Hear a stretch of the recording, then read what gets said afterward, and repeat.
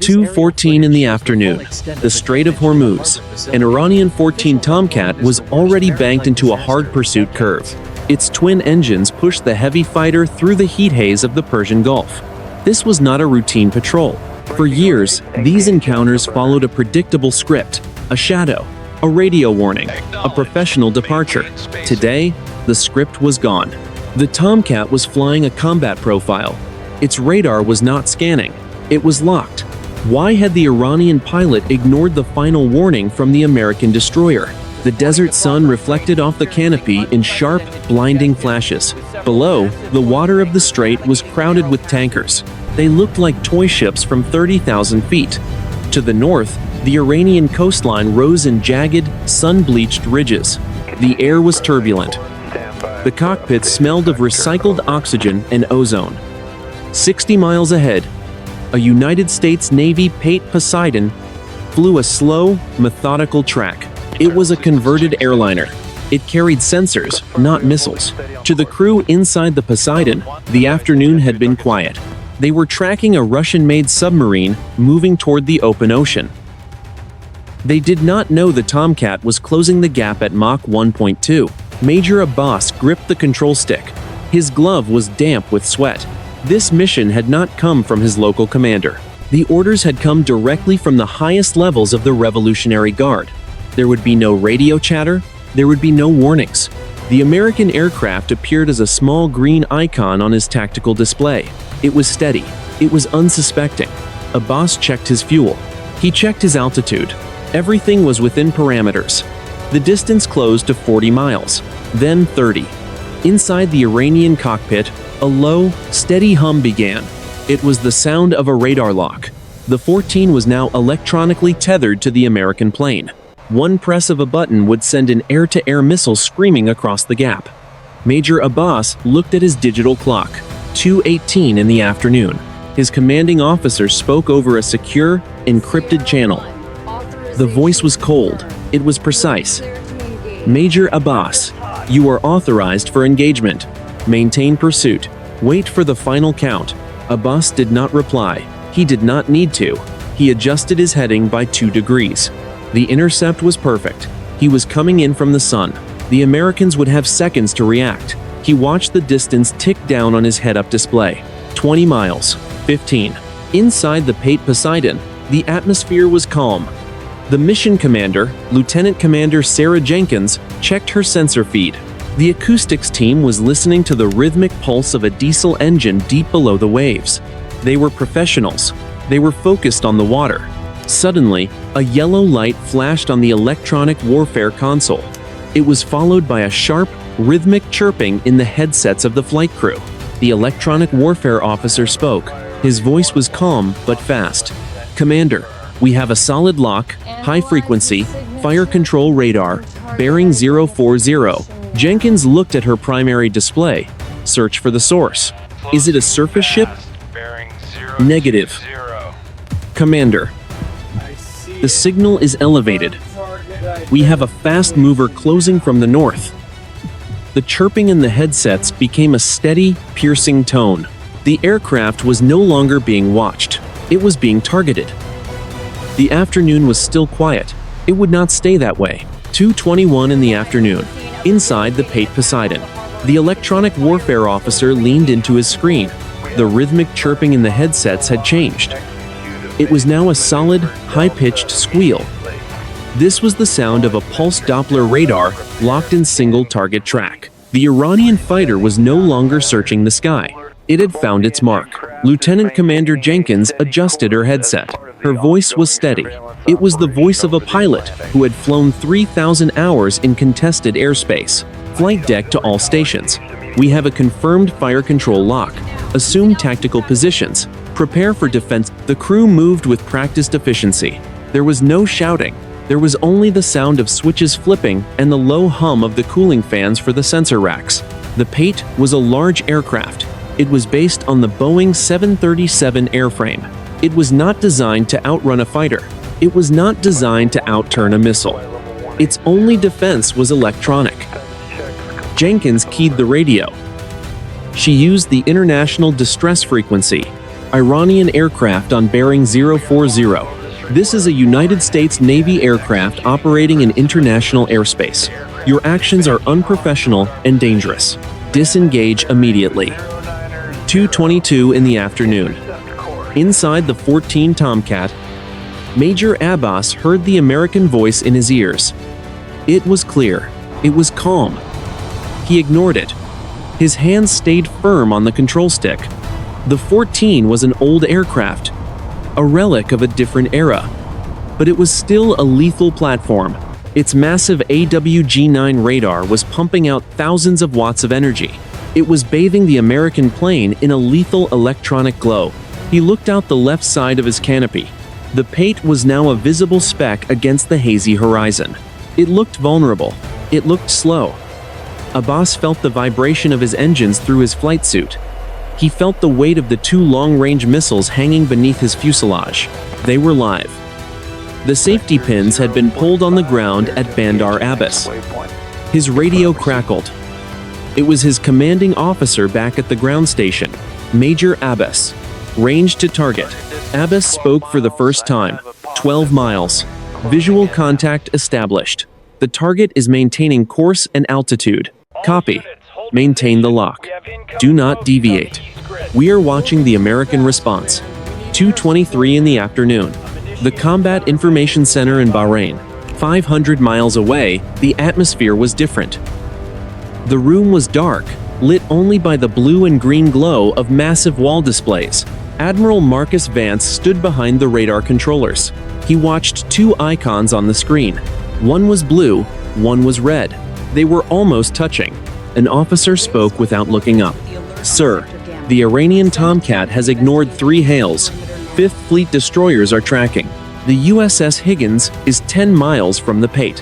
They are requesting permission to illuminate the F-14 with their own fire control radar. Vance shook his head. Negative. We do not escalate yet. If we lock him, he might panic. Tell the Higgins to stand by on their surface-to-air cells. Tell the P-8 to hold their line. We will not be bullied out of international water. 2:25 in the afternoon. The Strait of Hormuz. The F-14 was now closing the distance at a terrifying rate. Major Abbas pulled back on the stick, climbing slightly to position himself in the classic 6 o'clock position. He was now directly behind the American plane. He was less than 2 miles away. Inside the P-8, the noise was unbearable. The radar warning receiver was screaming. It was a continuous, piercing alert that signaled an imminent launch. The co-pilot looked at Jenkins. Commander, he is at 1 mile. He is right on our tail. If he fires, we have 0 reaction time. Jenkins looked out her window at the empty blue sky. She could not see the predator behind her, but she could feel it. Steady. Keep the cameras on him. If this happens, the world needs to see who started it. On the Iranian pilot's display, the targeting reticle turned from green to red. A computerized voice spoke in his helmet. Locked. Range optimal. Major Abbas placed his thumb on the weapon release button. He waited for the final command. The sky was clear. The target was large. The world was about to change. 2:26 in the afternoon. The Strait of Hormuz. The air inside the P-8 Poseidon was thick with the sound of the emergency. The radar warning receiver was no longer chirping. It was a single, flat, continuous tone. It was the sound of a missile system that had achieved a perfect solution. In the world of aerial combat, this was the final stage before a launch. Lieutenant Commander Jenkins felt the vibration in her control column. The Iranian F-14 was so close now that the wash from its twin engines was buffeting the larger American plane. The P-8 was being shadowed by 40,000 pounds of steel and high explosives. Flight deck. Sensor 3. A voice crackled over the internal net. I have the Tomcat on the high-definition camera. He is at 1,000 meters. Exactly 6 o'clock. I can see the pilot's helmet. I can see the missiles. He is dirty. His gear is up, but his weapons bays are powered. Jenkins gripped the yoke. She had to make a choice. If she performed an aggressive break, she might shake the lock, but she might also trigger a panicked response from the Iranian pilot. Stay steady, she commanded. Maintain heading and altitude. Do not give him an excuse. 2:27 in the afternoon. The Combat Information Center in Bahrain. Admiral Vance watched the digital countdown on his secondary screen. It showed the time remaining until the P-8 reached the edge of international airspace. Once they crossed that line, the legal situation would become even more volatile. Admiral, the tactical officer called out. The USS Higgins reports, they have a clear line of sight with their 5-inch gun and their missile cells. They are requesting permission to illuminate the Iranian fighter with their Aegis radar. They want to force him to break his lock. Vance leaned over the console. His face was hard. If we paint that Tomcat with an Aegis lock, his onboard systems will tell him he is about to die. He might fire his missiles just to take the P-8 down with him. Tell the Higgins to hold. We are not going to be the ones to pull the pin on this grenade. 2:28 in the afternoon. Inside the F-14 Tomcat, Major Abbas was breathing heavily. The cockpit was hot. The Iranian sun was baking the canopy. He looked at his weapons display. The 2 Phoenix missiles were ready.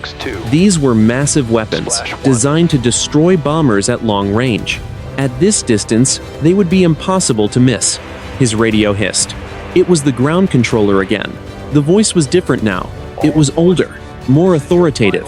Major Abbas, this is command. You are at the gate. The Americans have not diverted. They believe we are bluffing. We are not bluffing. Abbas swallowed hard. I am in position. The lock is solid. Copy. We are initiating the countdown sequence for strategic synchronization. You will receive a mark every 60 seconds. At the final mark, you will prosecute the target. Do you understand? I understand, Abbas replied. His voice was a whisper. Mark 1. The controller said. 4 minutes to engagement. 2:29 in the afternoon. The Strait of Hormuz. The P-8 Poseidon began a slow, shallow turn. Jenkins was trying to stay within the international corridor, but the Iranian fighter followed every move with predatory precision. The distance between the 2 aircraft was now less than 800 meters. Inside the American plane, the crew was silent. They had done everything they could. They had sent the warnings. They had recorded the data. Now, they were simply flying a plane that had a bullseye painted on its tail. The electronic warfare officer looked at his screen. He is closing. 700 meters. He is stepping up. He is moving directly into our blind spot. Mark 2, the Iranian controller said, into the ears of Major Abbas. 3 minutes to engagement. The Iranian pilot looked at the American plane. He could see the U.S. Navy markings. He could see the windows of the sensor bay. He knew there were people inside, men and women, professionals like him. He shifted his thumb to the trigger guard. The clock was ticking. Neither side was backing down. 2:30 in the afternoon. The Strait of Hormuz. The Iranian F-14 surged forward. Major Abbas adjusted the throttles, feeling the massive airframe vibrate as he accelerated into the wake of the American aircraft. He was no longer maintaining a professional distance. He was now less than 200 meters behind the Poseidon. The sheer size of the American plane filled his entire field of vision. He could see the individual rivets on the P-8's tail section. He could see the glass of the observation windows. He shifted his position again. He moved the Tomcat directly underneath the American plane, then pulled up sharply. It was a maneuver designed to thump the target with jet wash. The P-8 groaned under the sudden turbulence. Inside the American cockpit, the flight controls kicked against the pilot's hands. Major Abbas keyed his internal comms. I am at 100 meters. I have a continuous track. The target is struggling with my wake. Copy. The ground controller replied. Maintain that distance. Do not allow them to breathe. Mark 3. 2 minutes to engagement. 2:32 in the afternoon. Inside the P-8 Poseidon, the aircraft was shaking violently. Lieutenant Commander Jenkins fought the yoke, her muscles straining against the autopilot's attempts to compensate for the Iranian fighter's wake. The cockpit was a symphony of alarms. The radar warning receiver was still screaming that flat, lethal tone. The co-pilot looked over his shoulder. Commander, he is right on our belly. He is less than 100 meters away. This is not an intercept. This is a collision hazard. Jenkins pressed the radio trigger. Her voice was taut but controlled. Fifth Fleet. This is Guardian 1. The Iranian aircraft has closed to within 100 meters. He is performing aggressive maneuvers within our flight envelope. I am declaring an in-flight emergency, requesting immediate support. 2:33 in the afternoon. The Combat Information Center in Bahrain. The room was electric. Officers were leaning over their consoles, their faces illuminated by the green glow of the tactical map. Admiral Vance stood with his hands gripped behind his back. "Admiral," the tactical officer shouted, "the P-8 is reporting extreme proximity. The Iranian pilot is intentionally causing wake turbulence. They are at risk of a mid-air collision." "Where are our fighters?" Vance asked. 2 F-18s are launching from the carrier. They are 15 minutes out. They will not arrive in time. Vance turned to the communications officer. "Get me the Iranian sector commander on the bridge-to-bridge. Now, tell them, if that fighter does not break away, we will consider it an act of kinetic aggression.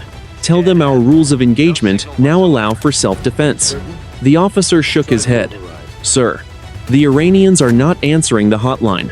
They have gone completely silent on all coordination frequencies." 2:34 in the afternoon. The Strait of Hormuz. Major Abbas felt the world narrowing down to a single point. His breathing was heavy and rhythmic inside his mask. The tone in his ears was his only reality. He looked at the American plane. It was so close he could see the sensor operator in the side window. The operator was looking back at him. For a brief second, then her eyes met across 100 meters of empty, high-altitude air. Abbas felt a flicker of hesitation. He knew what happened next. He knew that if he pressed the button, the missiles would ignite and the P-8 would disintegrate in a ball of fire and aluminum. There would be no survivors. There would be no going back. The voice of his commanding officer returned. It was louder now. It was filled with a strange, religious intensity. "Major Abbas, you are the hand of the nation. The Americans believe you are afraid. Prove them wrong." Mark 4. 60 seconds to engagement. Inside the American plane, the electronic warfare officer screamed over the headset. "Commander, the Tomcat just switched to high PRF. He is ready to launch. He is ready to launch." Jenkins didn't blink. She kept the plane level. She kept her eyes on the horizon. The final minute had begun. 2:36 in the afternoon. The Strait of Hormuz. Inside the P-8 Poseidon, the cockpit was a high-pressure chamber of electronic noise. The radar warning receiver was no longer just a tone. It was a physical weight. The high pulse repetition frequency lock meant the Iranian fighter's computer had already calculated the lead, the distance, and the intercept point for a missile. There was nothing left for the Iranian pilot to do but press a button. Lieutenant Commander Jenkins looked at her co-pilot. His face was pale under the oxygen mask. His eyes were locked on the instruments. "Fifth Fleet," Jenkins said into the radio. "The lock is active. We are being painted by a fire control radar in high PRF. We are 10 miles from the exit point. We are holding our course." The response from Bahrain was immediate. Guardian 1. This is Fifth Fleet. We have established a link with the carrier strike group. 2 F-18s are 5 minutes out. Break left now. Descend to 500 feet. Get out of his kill zone. Jenkins gripped the controls. Negative. Fifth Fleet. If I break, I give him the shot. If I stay level, he has to make the choice. We are standing our ground. 2:38 in the afternoon. Inside the F-14 Tomcat. Major Abbas was no longer flying the plane with his hands. He was flying it with his nerves. The F-14 was screaming. The air intakes were gulping down the thin atmosphere. The American plane was so close that Abbas could see the individual panes of glass in the cockpit. He was close enough to see the landing lights on the P-8's wings. The tone in his ears was a steady, agonizing whistle. It was the sound of a perfect infrared and radar match. His head-up display was flashing a single word in green: shoot. His radio crackled. The ground controller's voice was low and rhythmic. It sounded like a prayer. Major Abbas. The world is watching. The Americans believe their technology makes them invincible. You are about to prove them wrong. You have the authorization. You have the target. You have the will. Abbas felt his heart hammering against his ribs. He was a professional pilot. He had been trained for this for 15 years, but he had never been asked to start a war. He knew that the moment he fired, the American destroyers nearby would retaliate. He would likely be dead within 3 minutes. But the P-8 would be gone first. 30 seconds, the controller said. Prepare for the final sequence. 2:39 in the afternoon. The Combat Information Center in Bahrain. The room had gone completely silent. Admiral Vance was leaning so far over the tactical console that his chest was touching the glass. He watched the two icons. They were merged into one. On the radar screen, it looked like a single aircraft. "Sir," the tactical officer whispered, "the Iranian ground station is transmitting a high-priority encrypted signal to the Tomcat. We cannot crack it, but the cadence suggests a final countdown." Vance did not look up. "Tell the USS Higgins to prepare for immediate search and rescue. Tell the carrier to go to general quarters. If that P-8 goes down, I want every Iranian asset in the Gulf neutralized within 60 seconds. 2:40 in the afternoon. The Strait of Hormuz. The countdown began. It was not a voice from a computer. It was the voice of the general back at the command center in Tehran. 10, the voice said. Major Abbas shifted his finger. He flipped the plastic safety cover off the trigger. He could feel the cold metal of the button against his glove. 9. Inside the P-8, Jenkins closed her eyes for a split second. She thought of her family. Then she opened them and stared straight ahead. She would not flinch. 8. The Iranian fighter began to buffeted by the heavy wake of the American plane. Abbas fought the stick to stay centered. 7. The sunlight caught the white fuselage of the Poseidon. It looked peaceful. It looked like an airliner on a summer holiday. 6. Abbas saw the American pilot's head turn. They were looking right at him. 5. The tone became louder. It was a scream now. It was a demand. 4. Abbas felt the sweat sting his eyes. He did not blink. 3. The American plane was 5 miles from safety. 2. The finger tightened. The trigger moved half a millimeter. 1. The world seemed to stop moving. The engines went silent in the pilot's ears. There was only the sound of a heartbeat. 0. 2:41 in the afternoon. The Strait of Hormuz. The word zero hung in the air like a physical weight. Major Abbas felt the vibration of the F-14's engines through the soles of his boots. His finger was on the trigger. The plastic was cool. The spring was tight. The radar lock was still solid. The tone was still screaming in his ears. It was a high-frequency demand for death. But the missiles stayed on their rails. The jet stayed in its slot. Major Abbas, report. The ground controller's voice was no longer rhythmic. It was sharp. It was a blade. The countdown is complete. You have authorization. Execute the target, now. Abbas did not speak. He stared at the P-8. The American plane was a wall of white aluminum in front of him. He could see the individual rivets. He could see the static wicks on the trailing edges of the wings. He could see the black glass of the sensor windows.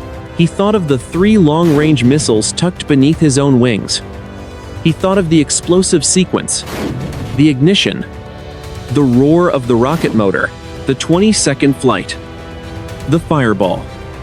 Inside the P-8 Poseidon, the silence was absolute. The radar warning receiver was still emitting its flat, lethal squeal. The crew had stopped moving.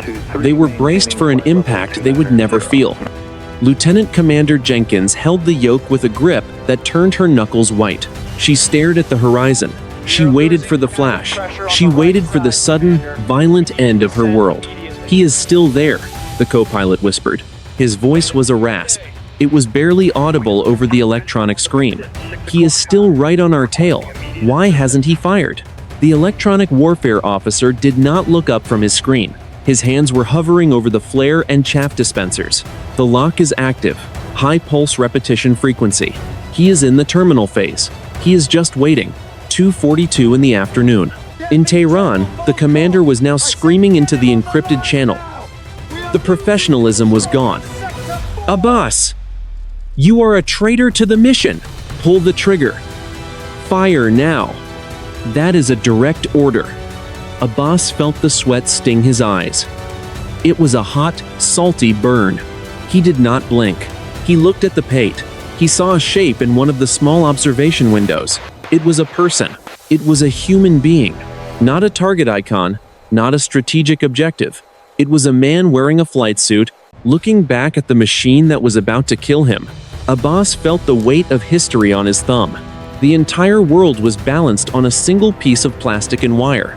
If he pressed the button, the Strait of Hormuz would become a graveyard. The carrier strike group would retaliate. Hundreds would die within the hour. Thousands would die within the week. His breathing was loud. It was heavy. It was irregular inside his mask. He looked at his fuel gauge. He looked at the American plane one last time. He felt the vibration of the wake turbulence shaking his wings. It was a violent, physical reminder of how close they were to the edge. The ground controller was still shouting. The American radio was still warning him. The tone was still screaming. 2:41 in the afternoon. The Strait of Hormuz. The word zero hung in the air like a physical weight. Major Abbas felt the vibration of the F-14's engines through the soles of his boots. His finger was on the trigger. The plastic was cool. The spring was tight. The radar lock was still solid. The tone was still screaming in his ears. It was a high-frequency demand for death. But the missiles stayed on their rails. The jet stayed in its slot. Major Abbas. Report. The ground controller's voice was no longer rhythmic. It was sharp. It was a blade. The countdown is complete. You have authorization. Execute the target. Now. Abbas did not speak. He stared at the P-8. The American plane was a wall of white aluminum in front of him. He could see the individual rivets. He could see the static wicks on the trailing edges of the wings. He could see the black glass of the sensor windows. He thought of the 3 long-range missiles tucked beneath his own wings. He thought of the explosive sequence. The ignition. The roar of the rocket motor. The 20-second flight. The fireball. Inside the P-8 Poseidon, the silence was absolute. The radar warning receiver was still emitting its flat, lethal squeal. The crew had stopped moving. They were braced for an impact they would never feel. Lieutenant Commander Jenkins held the yoke with a grip that turned her knuckles white. She stared at the horizon. She waited for the flash. She waited for the sudden, violent end of her world. "He is still there," the co-pilot whispered. His voice was a rasp. It was barely audible over the electronic scream. "He is still right on our tail. Why hasn't he fired?" The electronic warfare officer did not look up from his screen. His hands were hovering over the flare and chaff dispensers. The lock is active. High pulse repetition frequency. He is in the terminal phase. He is just waiting. 2:42 in the afternoon. In Tehran, the commander was now screaming into the encrypted channel. The professionalism was gone. "Abbas, you are a traitor to the mission. Pull the trigger. Fire now. That is a direct order." Abbas felt the sweat sting his eyes. It was a hot, salty burn. He did not blink. He looked at the P-8. He saw a shape in one of the small observation windows. It was a person. It was a human being. Not a target icon. Not a strategic objective. It was a man wearing a flight suit, looking back at the machine that was about to kill him. Abbas felt the weight of history on his thumb. The entire world was balanced on a single piece of plastic and wire. If he pressed the button, the Strait of Hormuz would become a graveyard. The carrier strike group would retaliate. Hundreds would die within the hour. Thousands would die within the week. His breathing was loud. It was heavy. It was irregular inside his mask. He looked at his fuel gauge. He looked at the American plane one last time. He felt the vibration of the wake turbulence shaking his wings. It was a violent, physical reminder of how close they were to the edge. The ground controller was still shouting. The American radio was still warning him.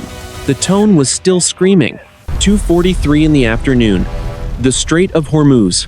Major Abbas did not press the button. Instead, he gripped the control stick and slammed it to the left. He kicked the rudder pedal hard. The 14 Tomcat groaned as it was forced into a high G brake. The massive wings swept forward as the aircraft clawed at the air. Within seconds, the nose of the fighter was pointed away from the American plane and toward the Iranian coast. Abbas felt the crushing weight of 5 Gs pressing him into his seat. His vision narrowed. His lungs fought for air, but the tone was gone. The lethal electronic connection between his aircraft and the P-8 had been severed. He was no longer a killer. He was just a pilot flying a very fast, very heavy machine. He keyed his radio. His voice was flat. It was devoid of emotion. Command. Target is clear. My fire control system has suffered a catastrophic logic failure. I am unable to maintain a lock. I am bingo fuel. Returning to base. It was a lie. His systems were perfect. His radar was functioning at peak performance. He had simply chosen to stop. 2:44 in the afternoon. Inside the P-8 Poseidon, the sudden silence was deafening. The piercing, continuous scream of the radar warning receiver had vanished. It was replaced by the low, steady hum of the aircraft's engines and the frantic breathing of the crew. Lieutenant Commander Jenkins stared at her primary display. The red icon of the Iranian fighter was moving away. It was accelerating. It was no longer a threat. "He's gone," the electronic warfare officer whispered. He sounded like he was about to choke. "The lock is broken. He just peeled off." High G maneuver. "He's heading north. Fast." Jenkins did not move for 3 seconds. She simply sat in the pilot's seat, feeling the blood return to her hands. Her heart was still racing at 140 beats per minute. "Confirm," she finally said. Her voice was cracked. "Is there anyone else? Do we have another contact?" "Negative, Commander. The sky is clear. Just the Tomcat, and he is pushing Mach 1.4 toward Bandar Abbas." 2:45 in the afternoon. The Combat Information Center in Bahrain. The tension in the room snapped like a high-tension wire. An audible gasp went through the rows of controllers. Admiral Vance stood frozen, his eyes fixed on the screen. He watched the red icon pull away from the blue one. The distance between them grew from meters to miles. In seconds. "Report!" Vance barked. "What happened? Did the Higgins fire?" "Negative, Admiral," the tactical officer replied. He was shaking. The Iranian fighter broke away on his own. No electronic countermeasures were deployed by our side. He just terminated the engagement at the 0 mark. Vance slowly let out a breath he felt he had been holding for 10 minutes. He reached out and gripped the edge of the console to steady himself. "Tell the P-8 to continue their exit. Do not follow that fighter. I want them out of the strait in 5 minutes. And get those F-18s over the P-8 immediately. We are not out of this yet." 2:46 in the afternoon. The Strait of Hormuz. The P-8 Poseidon crossed the invisible line back into safer waters. Below, the tankers continued their slow crawl through the waves, their crews unaware that they had just avoided a global catastrophe. In the cockpit of the 14, Major Abbas looked back over his shoulder. The American plane was gone. The horizon was empty. He knew that when he landed, he would be met by men in dark uniforms. He knew there would be questions. There would be a trial. But as he looked at the sun reflecting off the water, he felt a strange, cold peace. He had been given the order to start a war. He had chosen to keep the peace instead. 2:46 in the afternoon. The Strait of Hormuz. The silence inside the P-8 Poseidon was not peaceful. It was heavy. It was the silence of people who had looked into a void and seen it blink. Lieutenant Commander Jenkins let her hands drop from the control yoke. They were trembling. She did not try to hide it. She looked at her co-pilot. His oxygen mask was hanging from one side of his helmet. He was staring at the fuel gauges as if they were the most interesting things in the world. "Everyone, status check," Jenkins said. Her voice was thin. It lacked its usual command. "We are functional," the electronic warfare officer replied. His voice was a raspy whisper. "Systems are returning to standby. The lock is gone. There is no secondary illumination." He is opening the gap at high speed. The radar screen showed the red icon of the 14 moving toward the Iranian coastline. It was moving at over 1,000 miles per hour. It was a Predator in full retreat. 2:49 in the afternoon. Two Navy F-18 Super Hornets roared into the airspace from the south. They came in low and fast. They were banking hard to take up positions on either side of the P-8. The lead pilot spoke over the secure channel. Guardian 1, this is Viper 1-1. We have you in sight. We are your shadows for the ride home. Are you okay? Jenkins keyed her mic. She took a deep breath. Viper 1-1. This is Guardian 1. We are okay. We are very lucky. We are turning to heading 180. Let us get out of here. 2:51 in the afternoon. Approaching the Iranian coast. Inside the cockpit of the Tomcat, the air was freezing. Major Abbas had climbed to 35,000 feet. He was pushing the engines hard. He wanted to be on the ground. He wanted the flight to be over. But he knew that the moment he touched the runway at Bandar Abbas, a different kind of ordeal would begin. His radio crackled. It was not the shouting general from before. It was a different voice. It was calm. It was chilling. Major Abbas, you are cleared for approach. Do not communicate with any other station. Security teams are waiting at the hangar. You will surrender your flight recorder immediately upon engine shutdown.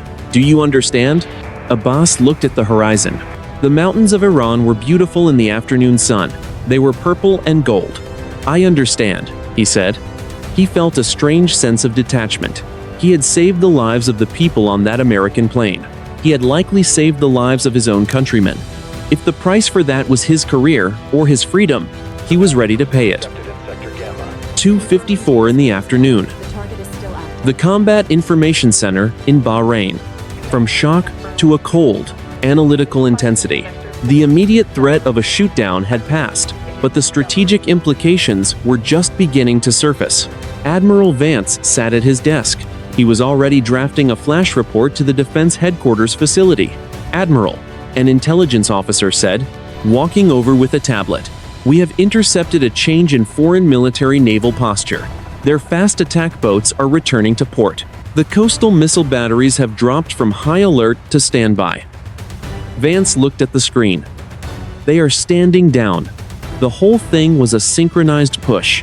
They got something else, Vance said. He stood up and looked at the primary display. They got a pilot who refused to follow a suicidal order. We need to find out who that man is. He might be the only reason we are not currently at war. 2:55 in the afternoon.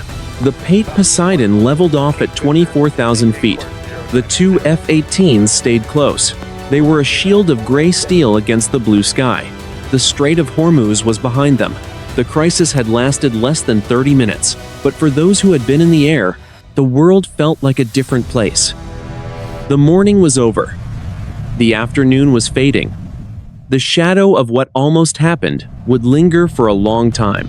3 days later, 9:15 in the morning, Washington, District of Columbia. The conference room in the basement of the Pentagon was silent. A group of high-ranking officers and civilian analysts sat around a mahogany table. They were watching a high-resolution playback from the P-8 Poseidon's optical sensors. The footage was grainy, but clear enough to show the terrifying proximity of the Iranian F-14. The massive fighter looked like a gray ghost hovering in the wake of the American plane. Admiral Vance stood at the head of the table. He pointed a laser at the screen. We have analyzed the telemetry from the P-8's electronic warfare suite. For exactly 60 seconds, that Tomcat had a perfect fire control solution. The pilot did not just have a lock, he had a kill. An intelligence official leaned forward. Why did he break? Our initial assessment was a systems failure. The pilot reported a logic error to his ground station. Vance shook his head. We ran the signal analysis on his radar emissions. There was no flicker, no degradation. The radar stayed in high PRF until the moment he banked away. He didn't have a logic failure. He had a moment of clarity. He chose not to pull the trigger. The room remained quiet. The realization was sobering.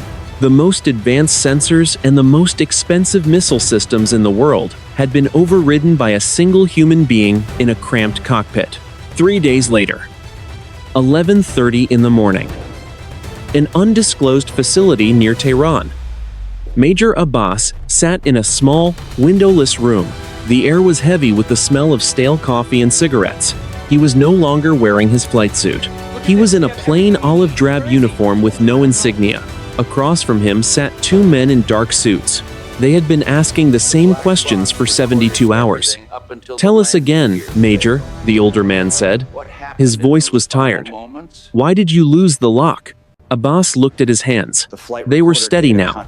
"As I stated in my report, the AWG-9 system is 40 years old. The cooling loop failed under the high G stress of the intercept. The computer could not maintain the track. It was a technical malfunction." The two men looked at each other. They knew he was lying. They had seen the maintenance logs. The radar was perfect. But they also knew the political reality. If they admitted that an Iranian pilot had intentionally disobeyed a direct order to engage, it would signal a breakdown in military discipline. If they accepted the technical failure excuse, they could maintain the image of a professional force while avoiding a war they were not ready to fight. "You are grounded indefinitely, Major," the younger man said. "You will be reassigned to a logistics post in the interior. You will never speak of that afternoon. Not to your wife, not to your colleagues. Do you understand?" "I understand," Abbas said. He felt a profound sense of relief. He would never fly a Tomcat again. He would never feel the rush of the afterburners or the cold bite of high-altitude air. But he would live. But he would live. And so would the people on the other side of that glass. 3 days later, 4:45 in the afternoon, the South China Sea.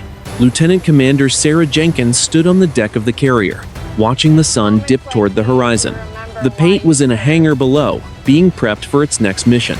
She had spent the last 3 days in debriefings, recounting every second of the encounter. Her co-pilot walked up and stood beside her. He didn't say anything for a long time. Then, he looked out at the water. "Do you think he's okay?" The pilot? Jenkins watched a pair of fighters landing on the flight deck in the distance. The roar of their engines was a constant reminder of the world they lived in. "I don't know," she said, "but I think about what he saw. When we looked at each other, I think he saw us. Not just a target. Us." The strategic assessment of the incident was filed as a close encounter of significant concern. On paper, it was a tactical footnote in a long history of friction in the Strait of Hormuz. But for those involved, it was something else. It was the 0 second, the moment when the machinery of war reached its peak and was stopped by the only thing more powerful than a missile. Modern warfare is often described as a game of speed and technology. It is a world of sensors, stealth, and autonomous logic. But the events over the strait prove that history is still written by the individual. No missiles flew, no ships were lost. But the world shifted. The morning was quiet, the afternoon was tense, and the peace was held together by a man who chose to be silent when the world told him to scream.